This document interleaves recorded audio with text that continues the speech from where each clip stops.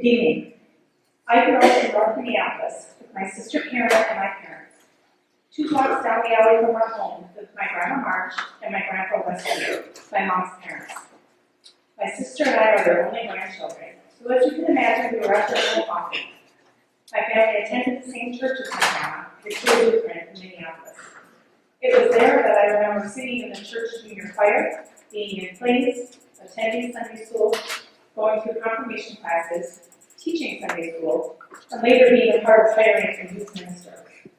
Victory was the church in which my parents were married, where my sister and I were both baptized and confirmed, where I was married, and where my daughters were baptized. Through all of those years, my grandma was a presence in my life, sitting in one of the first few rows with my mom and dad. Through my high school and college graduations, a couple boyfriends, new jobs, and buying my first home, my wedding, she was there. As a young adult, newly married and struggling to make ends meet, we took my grandma to church on Sundays when she could no longer drive herself. After church, we would go out to eat, and sometimes did some grocery shopping. She helped out with some frozen pizzas and bread from time to time for Ryan and I. As I became a mom, first to Erica in 1998, then Emily in 2000, she was there to help with a break from the summer heat in her air-conditioned home, or just to share a cup of tea. I helped with managing her monthly bills and paperwork when her decreasing vision started to make it a bit more difficult. I became close to my grandma, relying on her wisdom and voice to calm the stressful times and cheer on the fun and happy times. All the while, she was involved in her church, the church I grew up in. I can remember year after year on Christmas Eve, gathering at her home after the 4 p.m. church service for a big meal. My sister and I would do a Christmas program for my grandparents, parents, and any other family that attended. We read the Christmas story from a book that now has a worn and broken lining from years of use and love. We sang songs every year. In a few years, I played the trumpet as a change of pace. Through it all, there was a theme of tradition, family, and remembering the reason for the season. Of course, there were presents too. Being the only grandchildren, my sister and I were spoiled. Every year after opening the gifts, my grandma would explain, there might be another gift at the top of the stairs. Of course, there at the top of the stairs was the gift that we really wanted.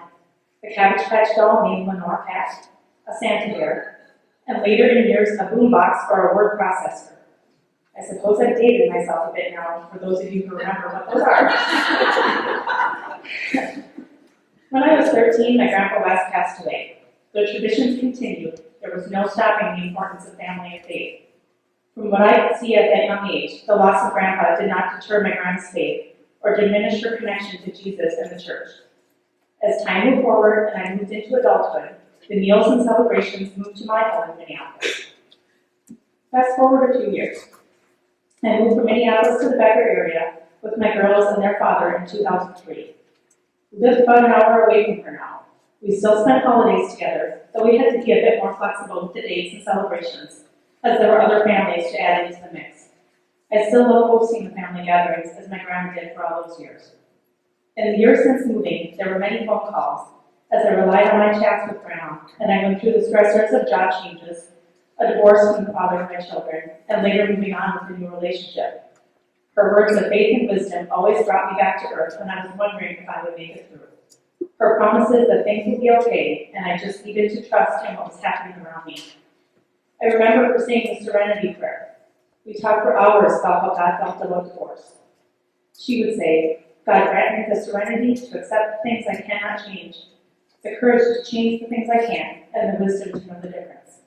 A gentle but firm reminder that it is what it is, so to speak.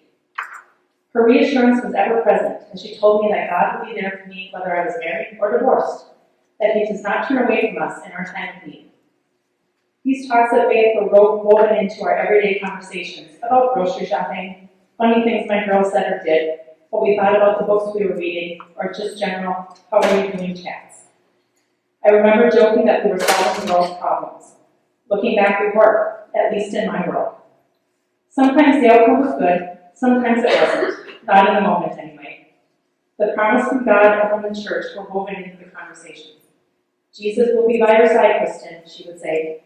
He's there even when we don't see it, just like the footprints home. He will carry you through. In those moments, it was hard to see that I should believe in that promise. Grandma believed, so I did too. My grandma moved in with my parents in 2011, as her health was starting to fail a bit more, and the need to have her closer to all of us became increasingly important. She attended concerts, ball games, church events, family dinners, and our phone calls continued. It became harder for her to manage the phone, and my mom needed to help her more and more to continue these chats. Her health continued to decline, and she eventually started receiving home care and then hospice services in their home. She moved into a nursing home in September of 2013. My uncles were married in a beautiful ceremony that she enjoyed being a part of, and we were so thankful that she was able to attend. Again, family was important to her. Hospice brought wonderful spiritual care and visits that allowed her to continue her faith journey. People came to talk with her, sing church hymns with her, and pray. My family was there to visit all but 2 days, due to weather, in the time she was at the nursing home, which was about 3 months. She had been making statements about being ready to go and wondering why God was keeping her here on earth. Why am I still here, she would often say. Those statements were hard for me and my family to hear. I talked to Pastor Mike and the hospice team about my struggles with all the changes. We struggled with wanting her free of pain and anguish, but could not imagine not having her here with us in this world. What would I do without her to talk with, to share all that was going on in my life? Who would understand like Grandma does? She continued to decline and continued to want to move on. In November, it became too hard to get her safely out of the nursing home and into our homes for family dinners. That Thanksgiving broke my heart not to have her sitting with us around the table. My boyfriend Jonathan and I got her a to-go box of all the fixings he had prepared. She loves his cooking. In December, we started to wonder whether she would make it to Christmas. She was ready to go home and be with her Lord. She couldn't figure out why she couldn't go. What was holding her here? I was beginning to wonder the same thing. We had all told her it was okay, that we would be here to carry on, and would see her again in heaven. Still, she stayed. On December 22nd, Pastor Mike came to the nursing home, and we had our Christmas Eve service in her room. We read the Christmas story, sang songs. Some songs we sang better than others. And Grandma sang along as she could. We opened presents as we did every year. Just before we left that day, Erica and I sang "O Holy Night" to her, one of her favorite songs. I saw her on the 23rd and told her I would see her when I got back in town on the 26th. Her reply was, "We will see."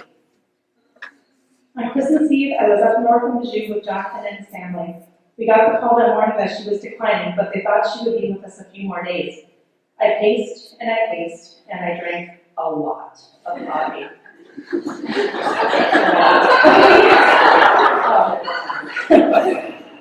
My parents and sister were with her here in St. Cloud, but I was not where I felt I should be. When I could no longer sit still, and the pull to go back home to see her was greater than I could resist, Jonathan brought me back to her. He knew hours before I did that we were going to be getting in the car. I somehow knew that she needed me here, and God was telling me that I needed her, that we needed to be together. He knew that my connection to her meant that I needed to be there. At 9:30 p.m., I got back to St. Cloud. I told her that I made it to her for Christmas Eve. My mom and dad came back up to the nursing home to see her and say goodnight before heading home on the icy roads. My sister came and we started talking about all the wonderful times and memories we had with Grandma. How her sister was always so important to her, and she would soon get to be reunited with her and our grandpa. Her love of chocolate and giving up chocolate candy for Lent. Not all chocolate, just chocolate candy. Brought a smile and a laugh to the room. We wondered out loud what life would be like without our sweet grandma sitting beside us. We joked about all the time she told us we would be thankful to have each other, and all the years that we just nodded in disbelief when she said that. How crazy to think that someday we would be friends after having a fight or argument over something as silly as where one of us wanted to be sitting, or the taking of somebody's hairbrush. That stuff seemed so important when we were teenagers, though it meant nothing as adults. The gift of a sister was something to be thankful for, she would tell us. As we sat talking, our mom called to say that she and Dad were safe and home, one less worry for the night. Full of several pots of coffee and a few Diet Cokes, my sister and I were planning to sit up with Grandma all night. We talked at her bedside and told her that Mom and Dad were home and safe. We talked about Christmas Eve being her holiday with us as we were growing up, how wonderful she always made the day and time of year. I told her that if she chose today to go, that we would be okay. We kissed her and went back across the room to chat, to be the friends that we now are. A few moments later, we noticed that she was no longer breathing. My sister and I quickly moved to her side. Karen said she got her wish on Christmas Eve. All the wonderful memories of faith and family flooded us as we stood next to each other, holding hands. Grandma was right. I was thankful for my sister. Out of her death, I was reminded of all the light she had given us. Out of the darkness that it seemed the world would be with her passing, there was a light to ongoing generations of strong women. As we stood there, watching our lives change, I told her there was another gift at the top of the stairs.